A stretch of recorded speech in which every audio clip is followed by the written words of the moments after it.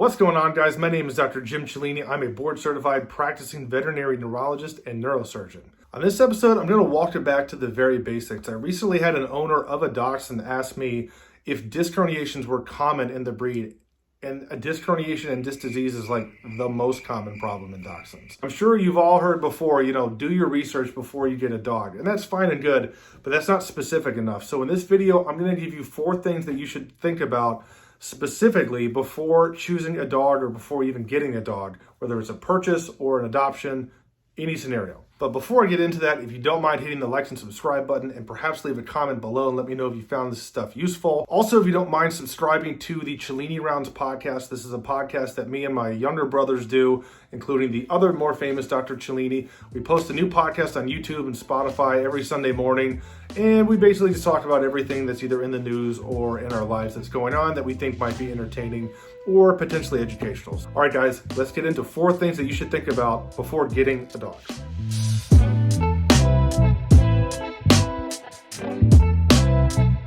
All right, guys, item number 1, you need to evaluate both your living situation and your lifestyle. Let me explain. If you live in, say, a 500 square foot studio apartment in an urban area, it's not going to make much sense to get a giant breed dog or a large-ish breed dog, like say a herding dog like a border collie, if you live in a confined area and you're not able to give them lots of free space to run. Conversely, if you live on a farm or a huge open space, but you're not a super active person yourself, still getting a border collie or a breed like that might not make much sense because your lifestyle is not going to match their lifestyle.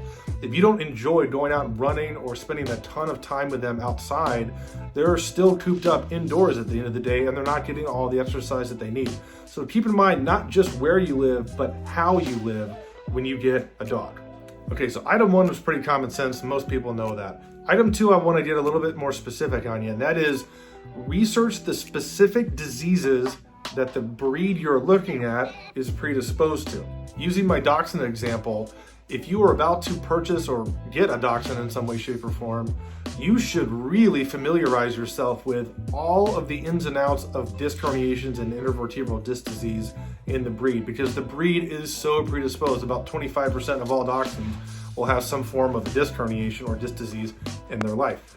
Because this can so greatly impact their life and impact your life and be so costly to fix, this is a huge issue with the breed, so you need to be very familiar with what it looks like, how to care for it, how to pay for it, which I'll get into in a second, and know everything there is to know about it. And this applies to other breeds and other problems too. Cavaliers with a Chiari malformation or heart disease in Chihuahuas and Shih Tzus, epilepsy in herding dogs, all sorts of different stuff. Do your research, not just like in general as far as like what the dogs are like, but in regard to these specific diseases. And in addition to that, genetic testing of the dog you're about to get or the dog's parents, or ideally all 3, should be done. You should be able to review this information openly with either the breeder that you're purchasing a dog from, the rescue, or whoever you're getting a dog from before you purchase them, because you don't want to be surprised by something that is easily genetically tested for. And just as an aside, I recommend the Wisdom Panel. That's a very complete and robust genetic test to show not only fun stuff like what breed your dog is, if it's a mixed breed dog, hair color and all that, but there's also a myriad of genetic diseases that the panel tests for. It's about $160. They ship a pack to you, and you do a little cheek swab for your dog, and then you send it back. It's very easy to do, and it's very valuable information to have. All right, item number 3. This is the most important one, and this is getting your finances in order before getting a dog. So there are 2 scenarios as it relates to financially covering a dog that I would recommend to every person that owns a pet. Do one of these 2 things.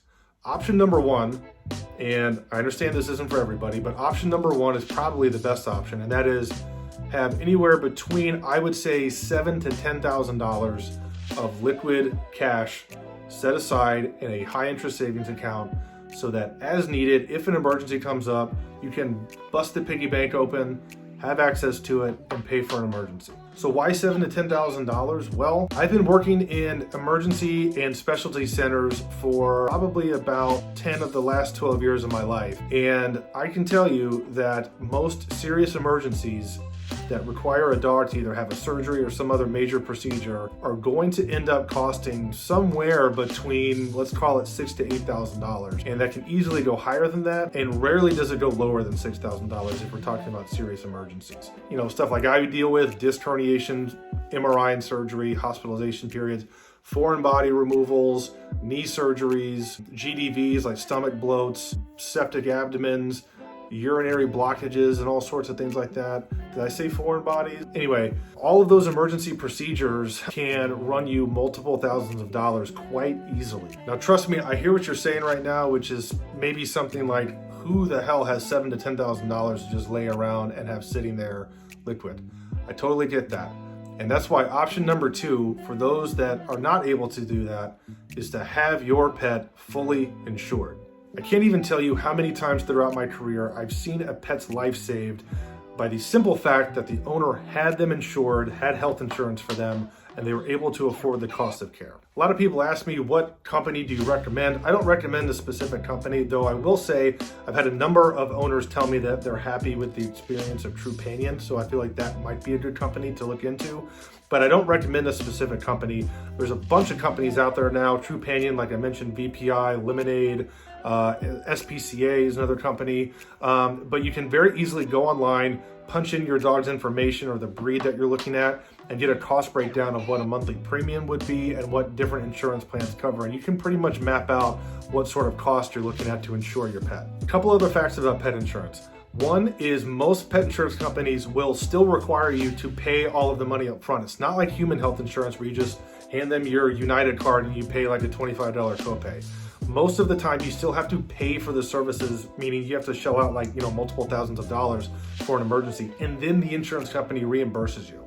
So keep that in mind, whether you have to borrow or not or whatever. I've seen people do all sorts of things to get that money initially up front, but you're gonna have to pay that up front.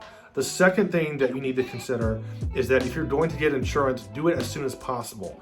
The pet insurance companies are really good at finding the symptom written down in a record very early in your pet's life and relating that to a problem down the road.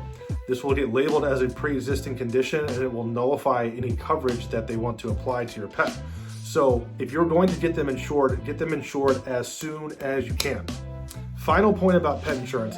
If you're wondering if a breed of dog is more or less healthy compared to another breed, and you're just not sure the general health of a breed, punch in quotes for a breed's health insurance premiums. You can go online and do this quite easily. I'll post a link down below.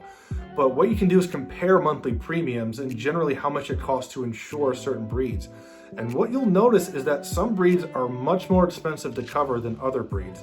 Just because the health insurance companies know this, they know what breeds need more care, i.e. which breeds are less healthy. And I think you can pretty reliably look at the cost to insure them as a means to gauge how healthy and how many vet visits you're going to be looking at on average given a certain breed. So this is really good information to research before you choose a breed. And finally, number 4 on my list of things that you should definitely do before getting a dog or a cat. I haven't mentioned cats very much, but this applies mostly to cats too. Know where a good vet is around you. Know or have an idea what your primary vet is going to be, which clinic you want to go to, whether it's a clinic that's close to you. Look online, look at their reviews. Though, quick hint, if you look at reviews of a vet clinic, try to weed out people that give 1-star reviews that are super emotional. A lot of times people give 1-star reviews to a vet just because they lost a pet and they're emotionally lashing out. And it doesn't really have much to do with the care or the quality of care that their pet received. So try to tease that out if you're seeing a bunch of 1-star reviews and try to see if it's actually worthy of a 1-star review or not. Again, that's another soapbox of mine, is reviews in vet med. But go online and find a general practice primary care vet near you. And as important as that, know where the nearest ER or 24/7 ER and specialty care centers are around you. In case of an emergency, you'll know exactly where to go. You don't need to call your vet, wait on a callback from them, or search Google and try to figure out where things are. Know where it is ahead of time so you know exactly where to go in case of emergency. All right, guys, that about wraps it up for this episode. I hope you enjoyed that. Let me know in the comments below if you think I missed anything important. Please hit the like and subscribe button to help out that algorithm. And also, if you don't mind, subscribe to the Cellini Rounds podcast. We post a new episode every Sunday morning. All right, guys, again, thank you very much. Appreciate you watching, and I'll see you next time.